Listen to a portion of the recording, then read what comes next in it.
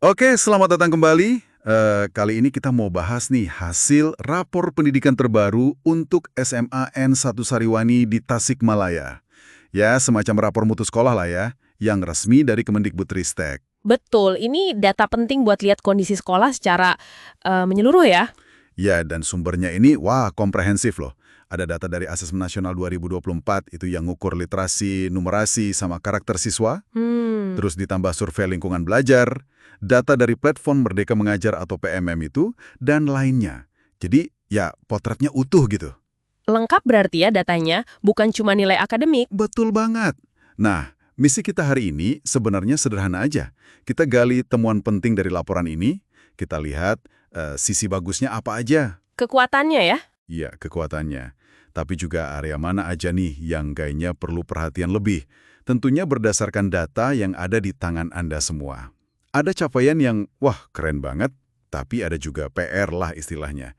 Siap ya? Mari kita mulai pembahasannya. Oke, siap. Pertama nih, kabar baik. Dari kemampuan literasi. Ini luar biasa loh, 95,56% siswa itu udah mencapai kompetensi minimum.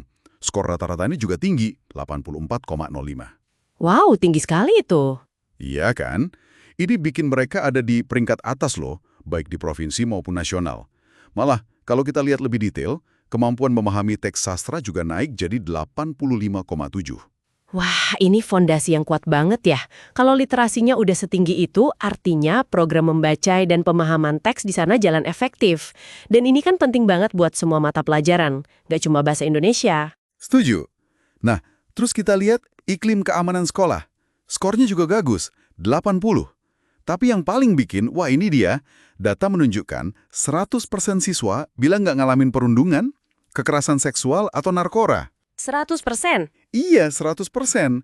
Artinya, kan lingkungan belajarnya aman banget gitu ya. Itu krusial sekali. Lingkungan aman kayak gini kan bikin siswa tenang belajarnya, bisa optimal. Ini pencapaian penting sih. Banget. Terus, kekuatan lain yang juga dicatat itu pemanfaatan TIK buat anggaran. Skornya 90,87, naik 27 poin. Gede banget naiknya. Oh, signifikan ya naiknya? Iya. Terus partisipasi warga sekolah juga bagus. Skornya 81,42. Sama iklim kesetaraan gender dan kebinekaan itu juga tinggi, 78 dan 79. Oke. Ini kalau dibaca bareng-bareng nunjukin manajemen sekolahnya kayaknya cukup efisien ya, terus budayanya juga inklusif. Aspek pendukung yang oke lah ini. Nah, oke. Itu tadi sisi bagusnya. Sekarang kita geser sedikit ke area yang mungkin perlu diperhatikan lebih ya. Jadi tantangan gitu. Kemampuan numerasi ini. Matematikanya ya? Iya, matematika dasarnya.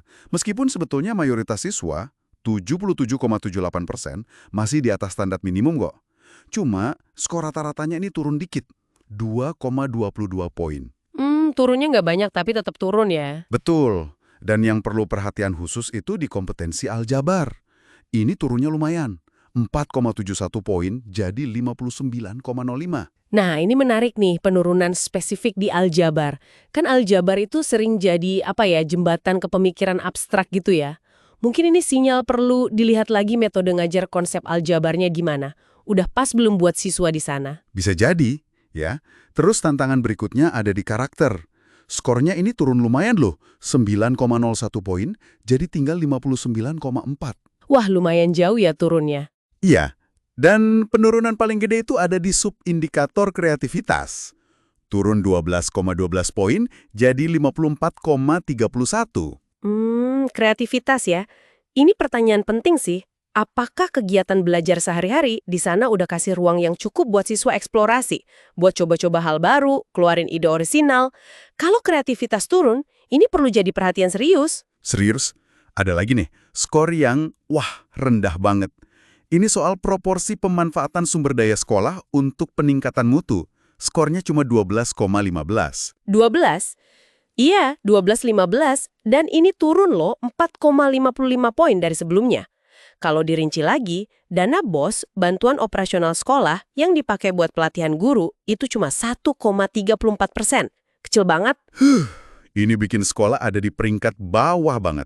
81-100% secara nasional buat aspek ini. Nah, ini dia. Ini poin krusial banget. Kalau kita sambungin ya, investasi yang minim buat pengembangan guru, itu bisa jadi nyambung ke masalah lain tadi, kayak numerasi, kreativitas. Kan kualitas ngajar itu tergantung banget sama kualitas gurunya juga. Kayak rantai gitu loh, saling terkait. Bener banget. Terakhir nih, dan ini agak bikin kaget juga, indikator pemahaman dan sikap terhadap hukuman fisik turunnya drastis banget. 27,44 poin jadi 56. Astaga, 27 poin. Iya, jauh banget kan turunnya? Itu sinyal merah sih. Jelas banget ini butuh penguatan pemahaman dan penerapan disiplin positif di kalangan guru dan semua warga sekolah. Perlu digali lebih jauh ini, kenapa kok persepsinya bisa turun sedalam itu? Iya, perlu banget. Nah, enaknya laporan ini tuh nggak cuma nunjukin masalah, tapi coba identifikasi akar masalahnya juga. Oh bagus itu. Apa aja katanya? Ya kayak tadi, metode pengajaran aljabar yang mungkin perlu diupdate, terus kurangnya aktivitas yang spesifik, dorong kreativitas siswa, prioritas anggaran yang belum optimal buat mutu guru, sama ya itu tadi, sosialisasi disiplin positif yang mungkin belum rata. Oke, jadi udah dipetakan ya akar masalahnya. Terus rekomendasinya gimana? Nah, rekomendasinya juga spesifik berdasarkan akar masalah tadi. Buat numerasi, ya misalnya, pelatihan guru aljabar pakai metode interaktif, terus coba integrasi numerasi di ekskul sama alokasi BOS buat modul aljabar. Masuk akal. Buat karakter, ya fokusnya ke workshop kreativitas buat guru. Mungkin disambungin ke P5 ya. Terus adain gelar karya siswa, cari program kreativitas yang nggak harus mahal. Iya bisa banyak cara ya. Terus buat sumber daya, ya jelas, naikin alokasi BOS buat pelatihan guru, bisa lewat PMM atau yang lain. Terus evaluasi rutin penggunaan dananya, pengadaan alat bantu belajar juga. Oke, jadi anggarannya dioptimalkan buat guru dan siswa ya? Betul. Nah, buat isu keamanan yang terkait disiplin tadi, rekomendasinya ya pelatihan intensif disiplin positif, program orientasi siswa baru yang bebas kekerasan, sampai penguatan kebijakan sekolah anti hukuman fisik. Lengkap ya rekomendasinya? Iya, dan yang menarik, banyak rencana aksi ini udah coba dimasukin ke perencanaan anggaran sekolah, lewat Arkas. Itu loh, aplikasi perencanaan anggarannya. Oh, bagus dong. Jadi ada upaya nerjemahin data jadi aksi nyata. Plus perencanaan dananya juga, terutama lewat BOS ya berarti? Iya, kelihatannya gitu. Jadi kalau kita simpulkan nih ya, SMA N1 Sariwangi ini punya modal kuat di literasi sama lingkungan belajar yang aman. Keren itu.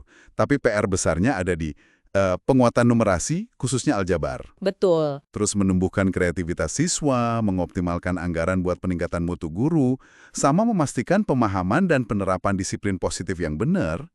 Jadi ada area kuat, ada area yang perlu digenjot lagi ya? Iya, buat Anda nih yang dengerin, laporan kayak gini kan contoh bagus ya, gimana data bisa jadi semacam kompas buat sekolah biar terus berkembang dan memperbaiki diri. Betul sekali. Nah, sebagai penutup nih, mungkin ada satu pertanyaan reflektif buat Anda pikirkan juga.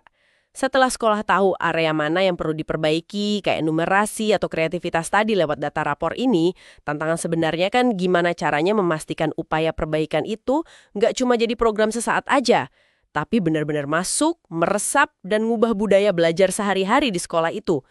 Gimana caranya biar berkelanjutan gitu? Nah, itu dia pertanyaan pentingnya.